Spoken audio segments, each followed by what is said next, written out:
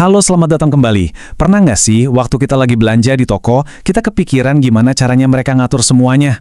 Nah, sadar atau enggak, kita itu sebenarnya jadi bagian dari sebuah proses yang cukup rumit loh. Hari ini, kita bakal coba mengintip mesin di balik layar itu semua, yaitu siklus akuntansi untuk perusahaan dagang. Kita bakal ikuti jejak sebuah transaksi, mulai dari selembar kertas bukti sampai jadi laporan yang rapi. Coba deh bayangin, gimana caranya toko kelontong dekat rumah atau mungkin butik favorit Anda bisa ngelacak setiap barang yang keluar masuk. Gimana mereka tahu barang mana yang paling laku, terus uang yang masuk berapa, dan ke siapa aja mereka masih punya utang. Nah, pertanyaan-pertanyaan inilah yang jadi inti pembahasan kita kali ini. Oke, ini dia agenda kita. Pertama, kita kenalan dulu sama pemain utamanya, perusahaan dagang. Terus kita lihat dua alat tempur utamanya. Setelah itu, kita akan ikuti alur sebuah transaksi dari bukti sampai masuk ke jurnal.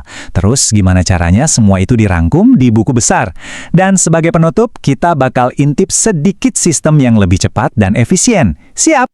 Oke, kita mulai dari yang paling dasar ya. Sebelum kita ngomongin catat-mencatat, kita harus kenal dulu panggungnya. Dan panggung kita kali ini adalah dunia perusahaan dagang. Jadi, intinya tuh simple banget. Perusahaan dagang itu ibaratnya perantara. Mereka beli barang jadi, terus ya dijual lagi. Nggak ada proses produksi, nggak ada ngerakit, nggak ada ngubah bentuk barang sama sekali.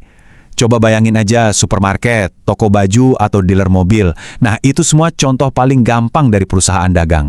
Nah, ada beberapa ciri khas yang penting banget buat kita tahu. Pertama, aktivitas utamanya ya itu-itu aja, beli barang, jual barang, simple.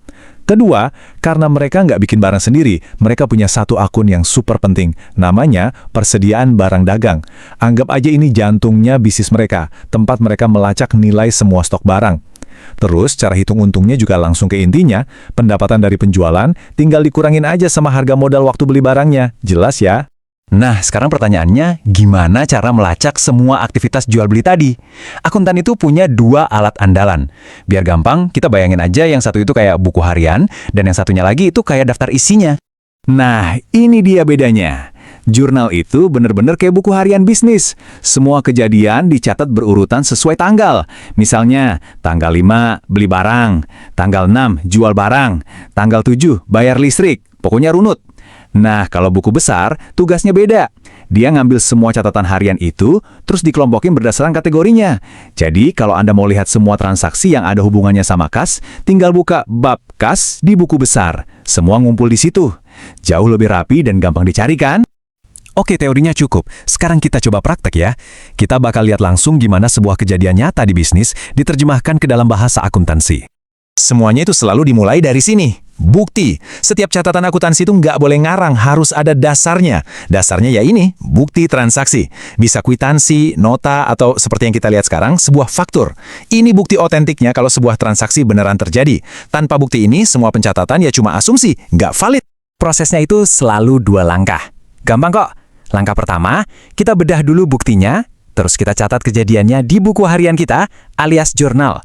Langkah kedua, catatan dari jurnal tadi kita pindahin ke indeks kita, yaitu buku besar, supaya semuanya rapi terorganisir. Nah, dari faktur yang tadi, beginilah terjemahannya ke dalam jurnal.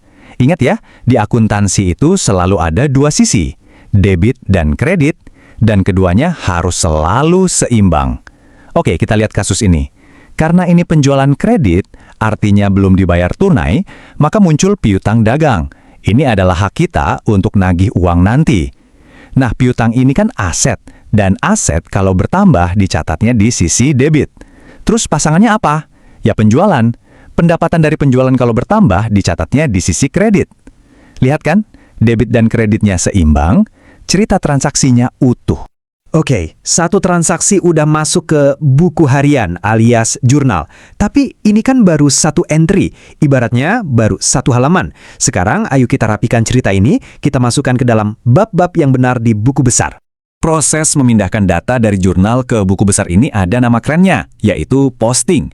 Sebenarnya simpel aja sih, ini tuh kegiatan mindahin angka debit dan kredit dari buku harian ke indeks yang sesuai. Anggap aja ini jembatan yang menghubungkan catatan harian yang berantakan dengan ringkasan yang rapi. Nah, ini dia visualnya biar lebih kebayang. Di kiri itu entry jurnal yang barusan kita buat. Di kanan, ada 2 folder kosong di buku besar. Satu buat piutang dagang, satu lagi buat penjualan. Misi kita sekarang simple, pindahin angka dari jurnal di kiri ke folder yang tepat di kanan. Yuk kita lihat gimana caranya. Oke, perhatikan. Angka 3.475.000 yang tadi di sisi debit jurnal, sekarang kita posting atau pindahkan ke kolom debit di akun piutang dagang. Langsung kelihatan kan saldonya jadi bertambah?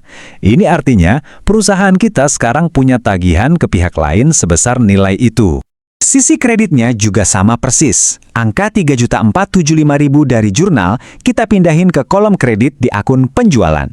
Selesai, perjalanan transaksi kita lengkap sudah. Sekarang, kejadian penjualan tadi udah tercatat dengan rapi, baik di buku harian maupun di indeksnya.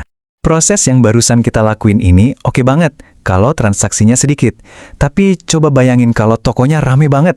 Sehari bisa ada ratusan penjualan. Wah, bisa pegel juga nyatet satu-satu di jurnal umum yang sama. Untungnya, ada cara yang lebih cerdas, lebih efisien. Nah, ini namanya masalah skala. Cara yang oke buat 10 transaksi bisa jadi kacau balau buat 1000 transaksi. Jurnal umum itu kan isinya campur aduk ya, semua jenis transaksi masuk situ. Kalau volumenya banyak, wah cepet banget jadi berantakan dan pusing lolanya. Solusinya? Pakai jurnal khusus. Jadi, daripada kita punya satu buku harian yang isinya gado-gado buat semua hal, mending kita punya beberapa buku harian yang spesifik. Ada buku harian khusus buat nyatet semua penjualan, buku harian lain khusus buat pembelian, satu lagi khusus buat nerima duit kas, dan seterusnya. Jauh lebih terorganisir dan pastinya lebih cepat kerjanya. Intinya, manfaat utamanya itu efisiensi. Ini tuh persis kayak kita bikin folder-folder terpisah di komputer. Kalau kita butuh data penjualan, ya tinggal buka folder jurnal penjualan. Nggak perlu lagi capek-capek nyari di antara ratusan transaksi lain yang nggak ada hubungannya di jurnal umum. Pada akhirnya, semua yang kita bahas ini, mulai dari faktur, jurnal, sampai buku besar, itu bukan cuma soal angka loh. Ini adalah soal bagaimana kita menerjemahkan setiap denyut nadi bisnis menjadi sebuah cerita. Cerita tentang apa yang berhasil, apa yang jadi tantangan, dan kemana arah bisnis ini akan melangkah. Jadi, setiap angka itu sebenarnya punya cerita. Kira-kira cerita apa ya yang diceritakan oleh bisnis Anda? Terima kasih sudah menyimak.